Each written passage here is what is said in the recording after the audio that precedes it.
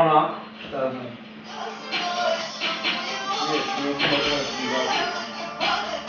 Gde sam autorske pravo?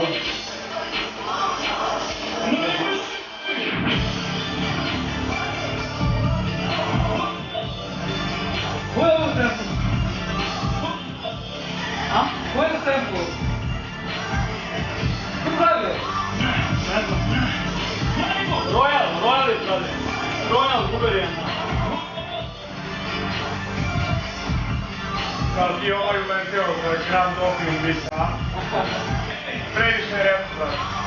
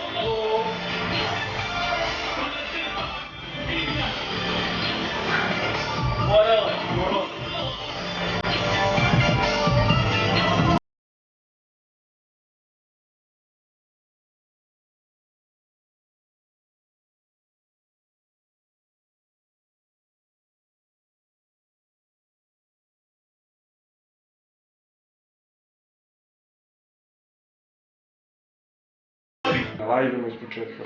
Da, gasi to. Šta radi Novi Sad 2015. ili šta radi Fox 2015. Eto, koji su planovi? Pa ovako, stvarno je bio pun gas u 2014. godini. Dosta toga se radilo, dobro sam se baš povezao sa mnogim momcima širom Balkana. To mi je bio prvenstveno i cilj da proširim svoju muziku i steknem prava poznanstva i prijateljstva. U 2015. Fox znači nije stao, isto i dalje radim punim ritmom, punom parom. Pripremam isto i novi album. Da li će to biti Trap Guru, Trap Boss 2 ili neki drugi, vidjet ćemo. Sad treba uskoro da izađe EP Hladna noć sa mojim prijateljem Cypherom iz Sarajeva. I tako, pregrši još nekih singlova, spotova. Evo danas smo ja i Vuk snimili pesmu za koju planiramo da uradimo spot. Bukvalno više ni ne znam gde udaram, znači non stop se radi, non stop. Da, kako se zove ova traka sa Vukmovom? Pa Lete pare. Lete pare, Ne znam da li će biti to definitivan naziv, ali tako se šuška. Jako je teško održati kontinuitet, a da se ne ponoviš. Mnogi reperi to ne uspevaju. Ili snimaju manje. Ne možeš ti sad da snimiš 1-2 pesme godišnje pa da misliš da si glavni. Znači možda imaš kontinuitet. Svaki dan da se radi, dobro ne baš svaki dan, ali nema nedelje bez nesnimljene pesme. Ali se radi u pravcu trepa ili radi svako svoje stvari? Pa ima dosta i trepa, ali svako neki svoj fazon hoće da uradi, razumeš. Ne znam, Mija će da izbaci klasičan rap album, Mađare, on radi taj isto klasičan rap, razumeš. Kako koga šta vozi uglavnom, razumeš, nismo mi samo naš trap, čak ni ja, razumeš, želim da proširim taj dijapazon svog muzičkog ukusa, tako da, možda i Fox iskoči u neku komercijalnu varijantu, razumeš, jer je u komercijali lova, razumeš, jeste mi svi svojim srcem volimo taj rap i trepa, ali ne donosi on baš hleb na sto, razumeš. Tako da mora malo da se razmišlja, razumeš, i o nekim pevačicama, o nekim pevačima već, nekim većim imenima. I onda da idemo u dijasporu, da punimo te klubove i uzimamo pravi šeke, razumeš. Uglavnom svi bi trebali da se ozbiljimo i onda kad, razumeš, Vuk uspe, ja uspem, Čare kad uspe još, razumeš, kad svi budemo imali 50-60 hiljada eura u džepu od toga, onda će i cela scena, razumeš, da procveta, razumeš, prava produkcija, pravi zvuk, pravi spotovi.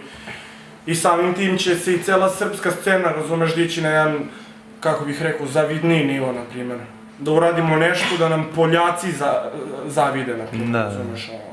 Pošto mislim da smo dosta talentovani i podneblje je takvo, tako da mislim da možemo mnogo tvrđi, mnogo jače, razumeš, bar u okvirima Evrope, ono, da budemo treća, četvrta scena u Evropi, što da ne, razumeš.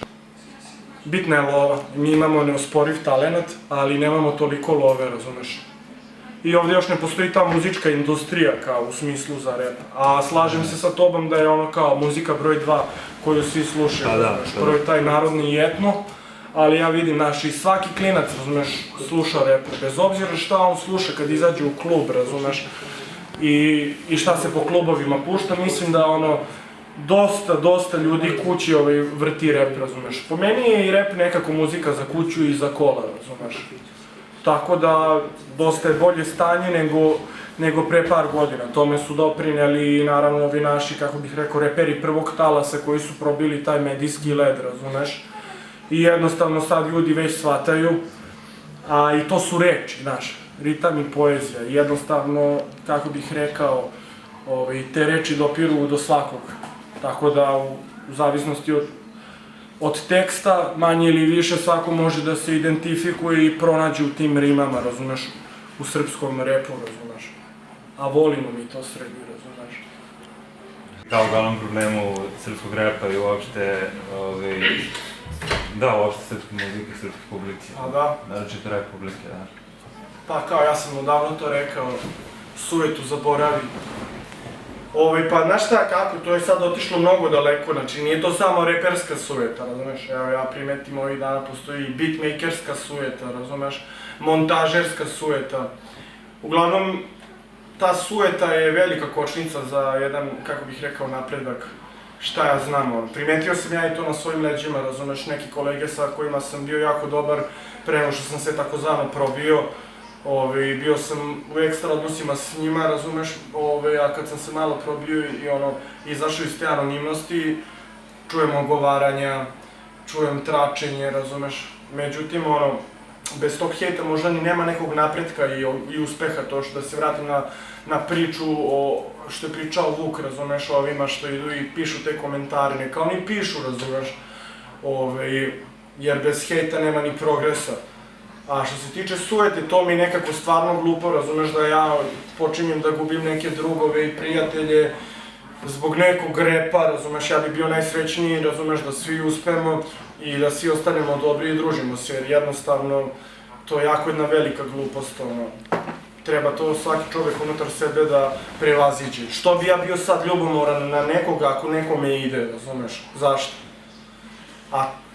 Uglavnom ta sujeta, mislim da izvor te sujete je nesigurnost tih pojedinih persona, razumeš. Jednostavno nisu sigurni u svoj rad, nemaju nikakvo priznanje i onda je najlakše, razumeš, da se pljune po nekom drugom, da bi nadoknadio to samopouzdanje i svoj nemar i svoj nerad. Mislim, kapiram ja, ako meni neko kaže iskreno i dođe u oči, kaže Fokse, ovo ti ne valja, meni je to sranje, ja ću reći, okej, bačane, razumeš, okej, bačoka, to je tvoj stav i hvala ti što mi kažeš u lice, jer nekom se nešto svidi, nekom se, znaš, nekom su ove patike dobre, nekom su sranje i kič, razumeš. Ali uglavnom to neko podmetanje nogu i za leđa pljuvanje, ta neka kvazi sujetica, razumeš, ili lupam, neki reperi su me prešerovali na Facebooku, razumeš, dok se nisam probio. Sad kao kad sam se probio, znaš, neće više da daju taj share, mislim, jebeš repera koji zavisi od share-a, ali samo kažem, brate, znaš, kao, nema više te podrške, onako. Uglavnom, sujeta je jedna grozna stvar.